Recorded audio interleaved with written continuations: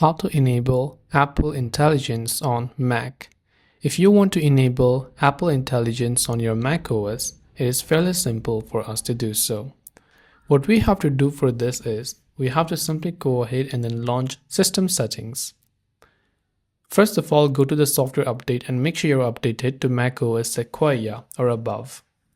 Then once you've done that, you can simply come back.